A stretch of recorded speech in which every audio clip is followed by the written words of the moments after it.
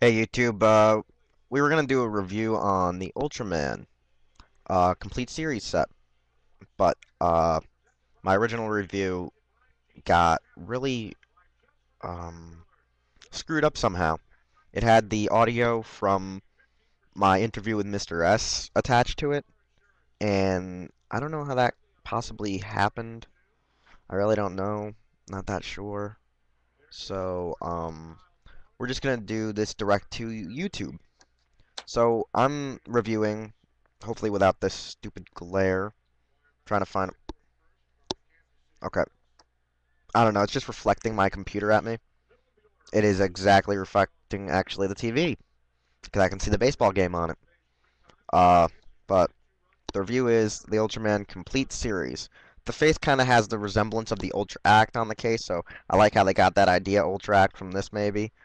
It has all 39 episodes. Special features are interview with the U.S. dubbing team, and the Kaiju Encyclopedia.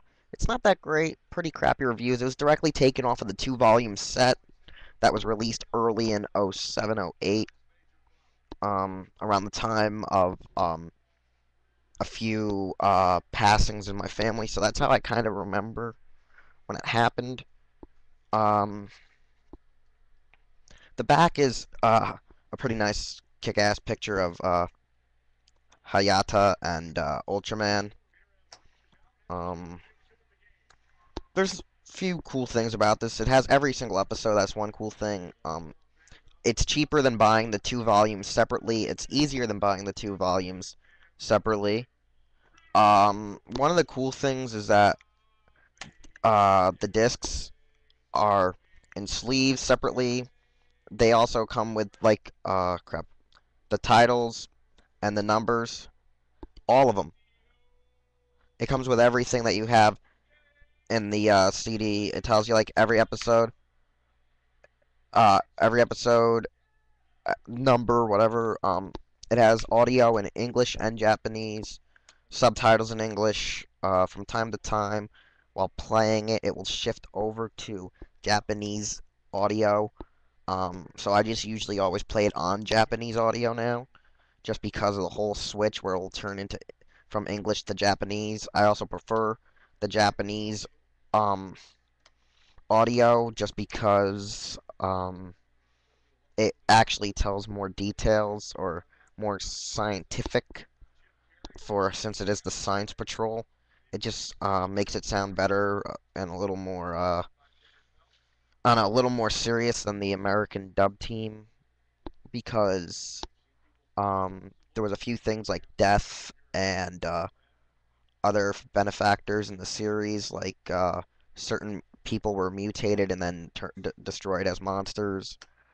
Some key facts is since this is early Tsuburaya Productions, a lot of the Godzilla suits that he made for the Toho monster movies are reused, like in Episode 7, and a few other monsters are component monsters, which are comprised of other bodies of Godzilla monsters and creatures that Godzilla himself fought in the Toho line, because Eiji was also busy working with Toho on the Godzilla series for most of the early half of Ultraman. Um, the series is great. It's a rent, a buy. If you're a collector, you gotta buy it. You gotta have it. I enjoy every series. I would like to see more, like Taro being brought over, and Tiga, Dinah, Heisei, and old Showa. Um, because I've seen all the most recent movies, except for Ultra Dai Kaiju Battle, the one with Belea. Um,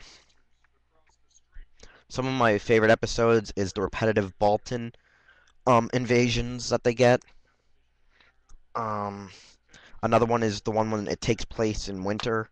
There's a few battles that take place in snowy themed places, so I enjoy those. Red King episodes, the final episode with Zaton, and maybe I think the Mummy one, where it's just an ape thing that shoots laser beams. There's a few others, and also when watching this, you see a lot of people that Edgy befriended in these episodes because There were some of the guys from the Godzilla movies that were in it, like the actor who played Dr. Sarazawa in the original is like one of the Science Patrol members' main people that they go to help for. So he's in it quite a bit. Um, there's a few other actors like that made cameo appearances in Toho's movies that also make cameos in this series.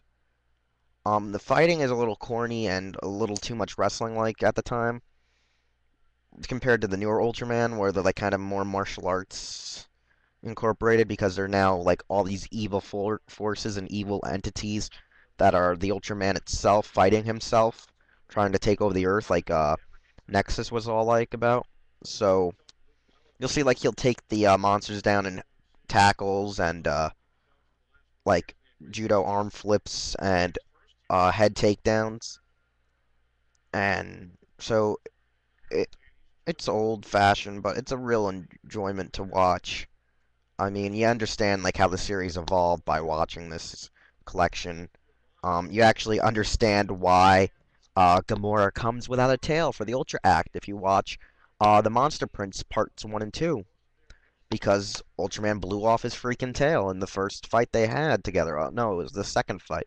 Because the second fight, Gamora runs off, and Ultraman runs off too because he is also dying. So, um, there are a lot of great episodes when it comes to actual like monster fights and such between Ultramen, and other times they're just corny because he'll like ride them like a horse, or he'll just be like throwing stuff at them.